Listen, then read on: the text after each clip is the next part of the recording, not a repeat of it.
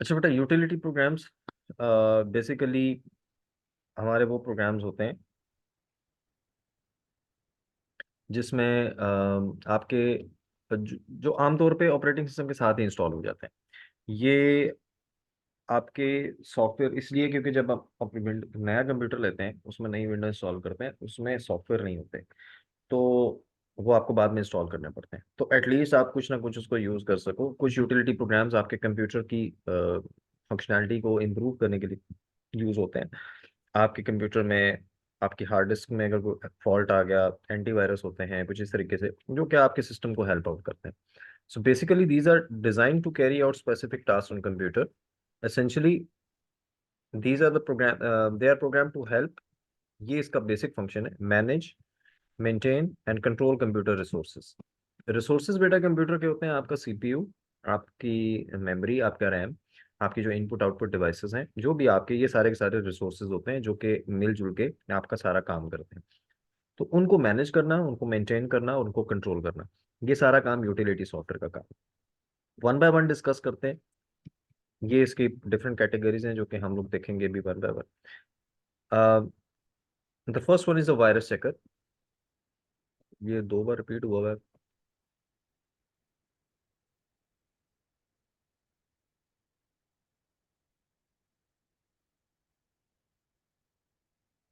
The first is a virus checker, और you can say antivirus.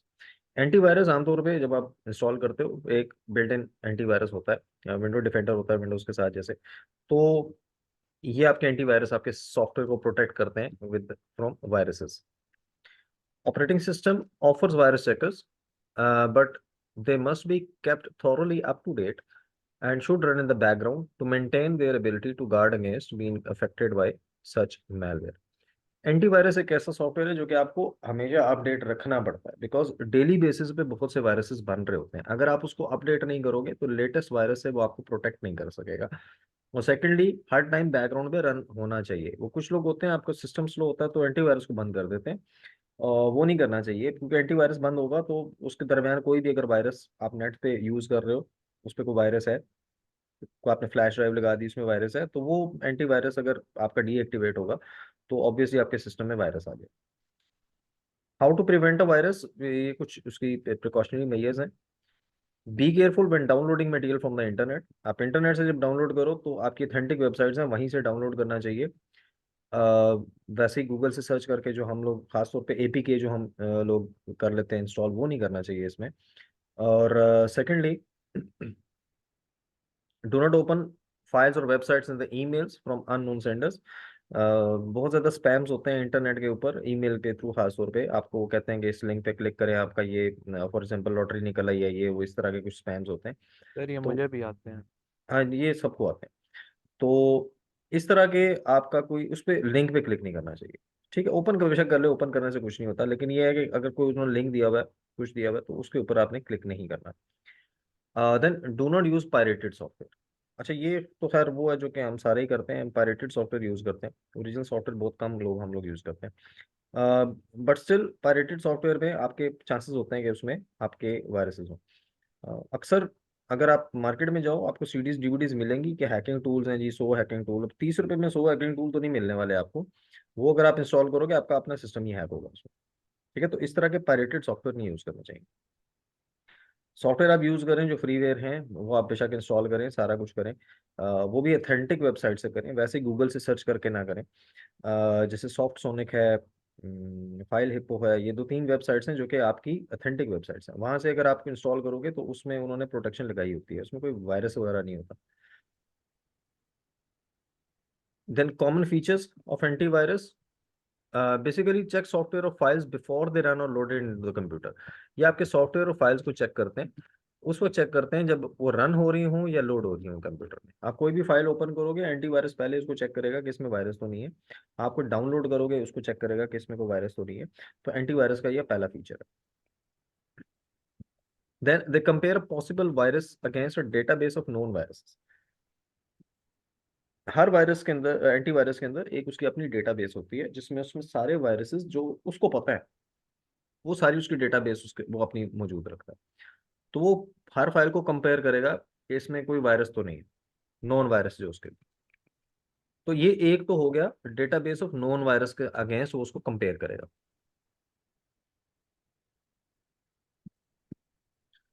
ठीक है। Then they carry out heuristic checking. Heuristic checking ये होता है कि कुछ सॉफ्टवेयर हो सकता है कि वो नया वायरस आया हो और उसकी डेटाबेस में ना हो, तो वो, लेकिन उसका बिहेवियर किसी दूसरे वायरस से मिलता जुलता हो, तो वो हेरिस्टिक चेकिंग उसको कहते हैं, अंदाजा जिसको कहते हैं, अंदाजा लगाना, हेरिस्टिक कहते हैं अंदाजा लगाने को। तो आप वो गेस करता है उसको कि इसमें वायरस हो सकता है, तो वो पॉसिबिलिटी चेक करेगा। देन एनी पॉसिबल फाइल्स और programs which are infected are put into the quarantine. उसके बाद एक क्वारंटीन का फोल्डर होता है हर एंटीवायरस में, वो इस तरह की कोई भी अगर फाइल होगी या प्रोग्राम होगा उसको क्वारंटीन में डाल देगा। क्वारंटीन का मतलब ये है कि allows the virus to be automatically deleted, उसमें से वायरस को डिलीट करेगा। And allow the user to make the decision about deletion, या फिर वो यूजर से कुछ, मतलब कुछ एंटीवायरस ऑटोमेटिकली डिलीट कर देते हैं और कुछ क्वारंटीन के फोल्डर में सेव कर देते हैं। अगर यूजर उसको समझता है कि वो ज्यादा जरूरी है उसके लिए, वो उसको नहीं डिलीट करना चाहता, तो वो उसको ना करे, वरना वो उसको मैनुअली डिलीट कर। ठीक है। In case of false positive, मतलब फॉल्स पॉजिटिव ये होता है कि आप समझते हो कि गलती से एंटीवायरस ने उसको वहां पे डाल दिया, इसमें कोई वायरस वगैरह नहीं है, तो यूजर उसको ना डिलीट करे। तो ये हमारा एंटीवायरस होता है। Then we have defragmentation software. Defragmentation software मैं देखता हूँ यहाँ पे विंडोज में होना चाहिए।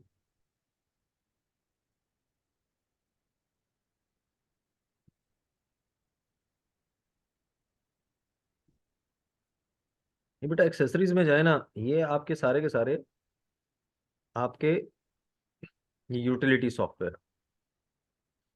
ठीक है। इसमें डी फ्रेगमेंटर किधर गया अभी? नहीं, ठहरो देखते हैं।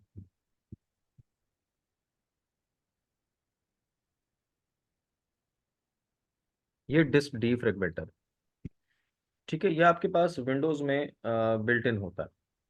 तो इसमें आप अपने डिस्क फ्रेगमेंटेशन कर सकते हैं। ठीक है।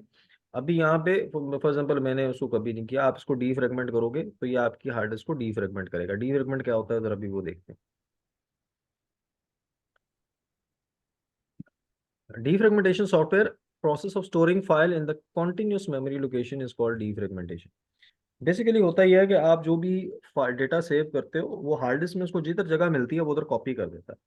तो उससे नुकसान ये होता है कि आपकी आधी फाइल हार्ड डिस्क में एक जगह पे पड़ी है, आधी दूसरी जगह पे पड़ी है, आधी तीसरी जगह पे पड़ी है, वो कॉन्टिन्यूस नहीं होती। तो फिर जब आप फाइल को ओपन करते हो तो वो टाइम लेता है डिफरेंट जगह से डेटा कलेक्ट करके एक फाइल में, क्योंकि हम फाइल ओपन करेंगे हमें तो सारा डेटा एक ही फाइल में नजर आएगा ना। तो कंप्यूटर को टाइम लगता है कि वो डिफरेंट जगह से डेटा उठाए और उसको एक फाइल के अंदर स्टोर कर दे। ठीक है। तो कॉन्टिन्यूस मेमोरी लोकेशन में डेटा को स्टोर करना, that is called defragmentation. Why we need, ये इसका एक पैराग्राफ है कि हमें जरूरत क्यों है। As a hard disk become full, blocks used for files will become scattered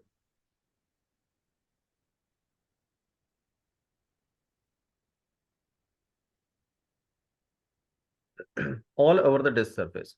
तो सारी की सारी डिस्क सरफेस के ऊपर वो बेसिकली स्कैटर हुआ होता है, डिस्क फ्रेगमेंटेशन, वो डेटा जो आपका होता है। This will happen because file will become deleted, partially deleted, extended and so on over time. अब जैसे देखें, मैं ये नोट्स वाली फाइल ओपन करता हूँ, समटाइम मैं इसमें से कुछ डिलीट कर देता हूँ, समटाइम मैं नई चीज़ ऐड कर देता हूँ।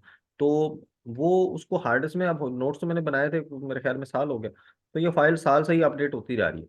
तो आधा डेटा इसमें कहीं पड़ा होगा, आधा कहीं पड़ा होगा हार्ड डिस्क में। तो इस वजह से वो डेटा आपका कॉन्टिन्यूस मेमोरी लोकेशन में नहीं होता, वो स्कैटर्ड होता है। It results in the slow data access because the HDD read write head will require several movements just to find and retrieve the data making up the required file। क्योंकि read write head वो पूरा घूमता है disc के ऊपर, फिर वो sectors के ऊपर जाता है, ट्रैक्स के ऊपर जाता है, तो उसको बहुत ज्यादा टाइम लगता है वो सारा डेटा एक्सेस करने में। Disk fragmentation stores the data in continuous sector which reduces the HDD head movements. अच्छा बेटा, ये डिस्क डीफ्रेगमेंटेशन हमें तब जरूरत होती है अगर आप हार्ड डिस्क ड्राइव यूज कर रहे हो। अगर आप एसएसडी यूज कर रहे हो तो फिर इसकी जरूरत नहीं है, बिकॉज एसएसडी में ये ट्रैक्स और सेक्टर्स, ये रीड राइट हेड, ये मूवमेंट वाला चक्कर ही नहीं होता, वो इलेक्ट्रॉनिकली डेटा रीड करता है। तो उसमें फिर आपको जरूरत नहीं है। लेकिन अगर आप हार्ड डिस्क ड्राइव कर रहे हो तो आपको अपनी डिस्क डीफ्रेगमेंट करनी चाहिए। तो ये फीचर आपका हर ऑपरेटिंग सिस्टम आपको प्रोवाइड करता है। ठीक है। ये उसकी एक एग्जांपल दी हुई है।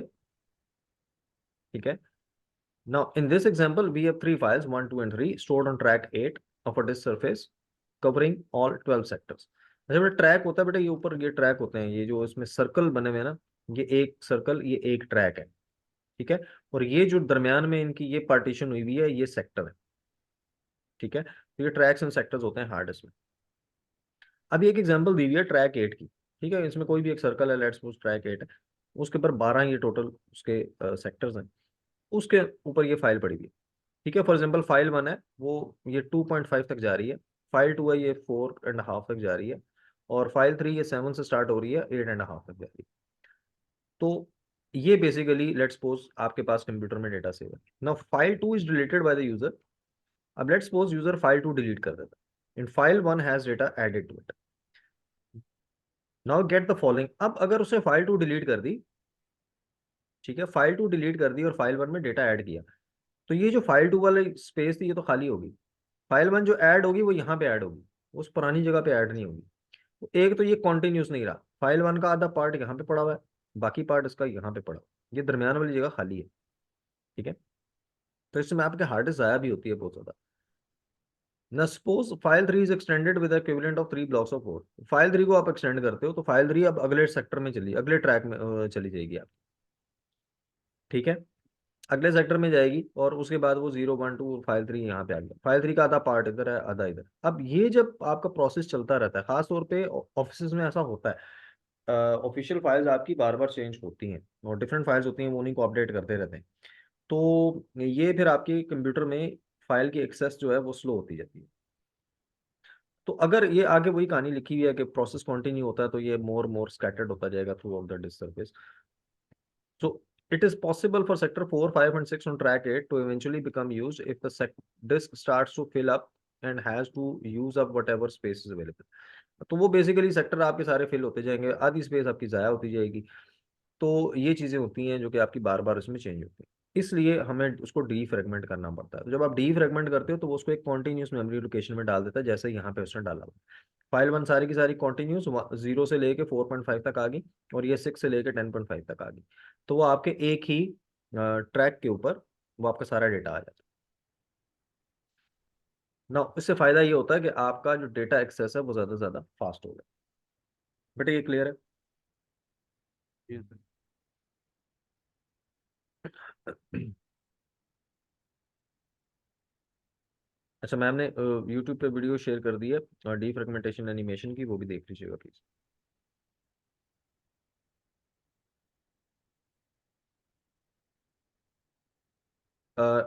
Next one is a backup software. Backup software operating system provides a backup utility and software to provide the backup of data and software. This utility will allow to schedule for backing up files to be made. Only carry out a backup procedure if there have been any changes made to the file. तो दो तरह के backup होते हैं। एक तो ये होता है कि आप टाइम लगा दो, जैसे व्हाट्सएप का बैकअप होता है, आप अगर आप ऑन करते हो उसको तो मतलब वीकली या डेली जैसे भी करते हो। मैंने डेली पे लगाया हुआ, तो डेली 12 बजे मेरा व्हाट्सएप बैकअप करना शुरू होता था। सो या फिर ये भी हो सकता है कि कुछ ऑपरेटिंग सिस्टम ऐसे होते हैं जो कि बैकअप से तब करते हैं जब कोई चेंजेस हुई हैं, ठीक है। फॉर एग्जाम्पल अगर कोई डेटा अगर चेंज हुआ है तो बैकअप करे, वरना जरूरत नहीं। तो ये इस तरह के बैकअप की ऑप्शन है। बैकअप का आइडिया है ना, जी सर। ठीक है। जो एक्स्ट्रा कॉपी बनाते हो आप अपने डेटा की, ताकि अगर एक वो डेटा क्लाउड पे डिलीट। अपलोड हो जाती है। हाँ बिल्कुल ऐसे ही, बिल्कुल। How to make a secure backup. Secure backup कैसे बनाया जाता है? अच्छा, इसमें दो एग्जांपल्स हैं। माइक्रोसॉफ्ट विंडोज की मैं आपको एग्जांपल दे सकता हूँ, मैक की नहीं दे सकता, अभी मेरे पास है नहीं। वो मतलब बता दूंगा, प्रैक्टिकली नहीं बताऊंगा। How to make a secure backup. Total security there should be 3 version of a file, ठीक है। आपके पास 3 वर्जन होने चाहिए। एक करंट वर्जन जिसके ऊपर आप काम कर रहे हो, जैसे फिलहाल ये फाइल है इसके ऊपर मैं काम कर रहा हूँ। A locally backed up copy of a file stored on the portable SSD for example. एक लोकली बैकअप होता है जो कि मैं फॉर एग्जांपल मैं अपने नोट्स हमेशा एक किसी दूसरे अपने कंप्यूटर में स्टोर रखता हूँ, कि अगर एक कंप्यूटर मेरा खराब भी हो जाए तो मेरी फाइल्स वगैरह डिलीट ना हो। तो ये आपका लोकल बैकअप होता है। And the third one is remote backup version, stored well away from the computer for example using cloud storage. और तीसरा ये है कि अच्छा, ये बेटा इसलिए करते हैं क्योंकि अगर आप लोकली फॉर एग्जांपल बैंक की एग्जांपल हम ले लेते हैं। बैंक वाले लेट्स सपोज अपना बैकअप रखते हैं एक एक कंप्यूटर में और एक दूसरे कंप्यूटर में with in the same building, ठीक है। तो उनका करंट भी हो गया, लोकल बैकअप भी हो गया। तो अब उसका ड्रॉबैक क्या होता है, in case of any natural disaster, short circuit होता है, लेट्स सपोज ये कुछ भी हो जाता है, सारे कंप्यूटर जल जाते हैं, तो आपका करंट बैकअप भी गया, आपका लोकल बैकअप भी। ठीक है, इसलिए हम उसको रिमोट वर्जन पे भी रखते हैं, ताकि इन केस अगर खुदा ना खास्ता अगर आपकी पूरी सारे कंप्यूटर ही खराब हो जाए, तो आपके पास स्टिल एक बैकअप मौजूद है। तो एक रिमोट बैकअप होता है। तो ये बेसिकली कंप्लीट सिक्योर बैकअप के ये 3 वर्जन होते हैं। अब माइक्रोसॉफ्ट विंडोज कैसे आपको प्रोवाइड करता है बैकअप की फैसिलिटी, वो आपको रीस्टोर डेटा की ऑप्शन देता है। ठीक है, इसमें फॉर एग्जांपल सिस्टम रीस्टोर के नाम से होगा शायद,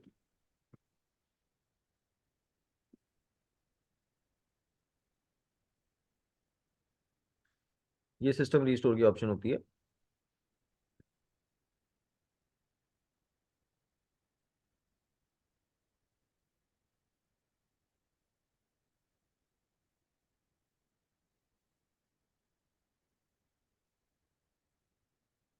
अच्छा जी,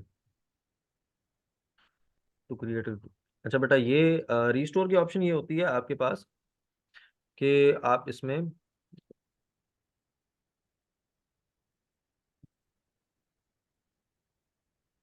ओपन सिस्टम प्रोटेक्शन, ये बकवास है, रीस्टोर पॉइंट, इधर सीधा यार, सर 4 बज गए, अब खत्म ना करें? खत्म कर देते हैं यार, बस ये 10 मिनट रह गए। अच्छा बेटा, यहाँ से खैर आप रीस्टोर पॉइंट करते हो, रीस्टोर पॉइंट से ये होता है कि आपके पास restore data files for computer from the backup, वो आपकी सारी फाइल्स को रीस्टोर कर देता है।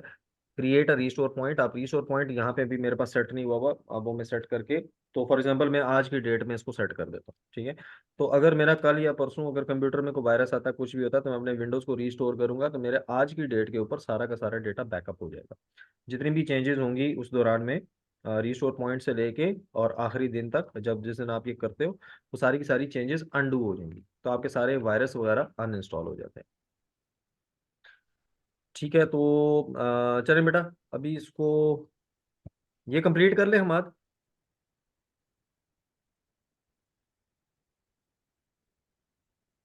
ये कंप्लीट कर ले, हम आज सो तो नहीं गया। सर ये कितना रहता है आगे? यार ये वाला टॉपिक कंप्लीट कर लेते हैं ना सिर्फ, ये बैकअप वाला। बस ठीक है, फिर करने तो थोड़ा ठीक सा है, ही है आगे। हाँ बस थोड़ा सा ही है। अच्छा, उसके बाद आपके पास ऑप्शन भी होती है कि आपने बैकअप कहाँ पे सेव करना, तो ये तो विंडोज आपको प्रोवाइड करता है। Then how file history can be use for backup process, window also uses the file history which take snapshot of files and stores them in external HDD और regular intervals. Over a period of time file history builds up a vast library of past version of file, this allows user to use। अच्छा, इसमें एक वो history वाला भी उसमें maintain करता है। ठीक है, एक्सटर्नल हार्ड डिस्क ड्राइव, ये तब होता है अगर आपके पास एक एक्सटर्नल हार्ड ड्राइव आप कनेक्टेड है आपकी। ठीक है, वो आप नेटवर्क के थ्रू कर सकते हो, कैसे भी कर सकते हो, तो वो आपकी हर वर्जन की एक कॉपी रखता है। ठीक है, और फॉर एग्जाम्पल मैंने एक फाइल अभी जो पहले पड़ी थी, मैंने उसमें अगर कुछ चेंज की तो वो उसका एक नया वर्जन भी स्टोर कर देगा। तो उसमें ये होता है कि आपका डेटा बहुत ज़्यादा पास हो, फिर कुछ अरसे के बाद, एक हफ्ते के बाद वो पुराने वर्जन डिलीट कर देता है, तो आपके पास सिर्फ लेटेस्ट वाला है। तो ये आपका तब होता है कि अगर लेट्स सपोज मैंने इसमें चेंजेस करके इसको सेव कर दिया, और मुझे बाद में ख्याल आया कि यार ये मैंने चेंजेस सेव नहीं करनी थी, मैंने ओरिजिनल ही सेव रखनी थी, तो मैं उस बैकअप में से जाके अपना डेटा वापस उठा लूँ। तो ये विंडोज़ आपको ये फैसिलिटीज प्रोवाइड करता है बैकअप की। उसके बाद आ जाए मैक ऑपरेटिंग सिस्टम पे। Mac operating system provides backup और डिस्क्राइब, अच्छा ये इसका क्वेश्चन आ सकता है। मैक प्रोवाइड करता है आपको टाइम मशीन फैसिलिटी। ठीक है, वो टाइम मशीन बैकअप यूटिलिटी उसके सॉफ्टवेयर का नाम है जो कोई यूज करता है। Erases the contents of the selected drive and replaces them with the contents from the backup. वो आपकी सिलेक्टेड ड्राइव से रिप्लेस कर देता है, वो डिलीट करके जो आपकी बैकअप ड्राइव है वहां से कॉपी कर देता है।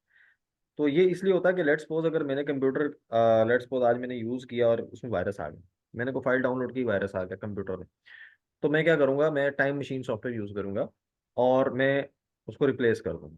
तो मेरी रिसेंट वाली सारी जिसमें वायरस था वो सारी डिलीट हो जाएंगी और मेरी पुरानी फाइल्स वापस आ जाएंगी।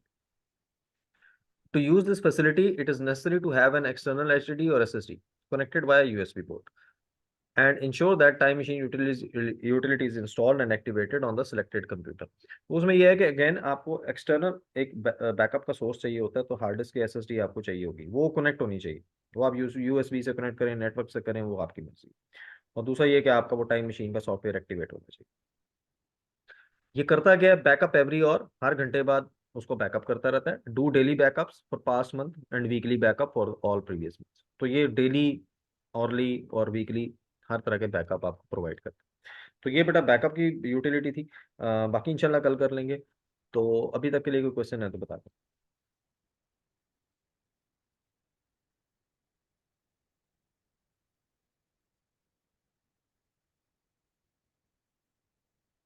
बेटा एनी कोई नहीं है सर, कोई नहीं। क्वेश्चन है तो बताते हैं, ठीक है। चलें बेटा, फिर इंशाल्लाह मंडे को मिलते हैं।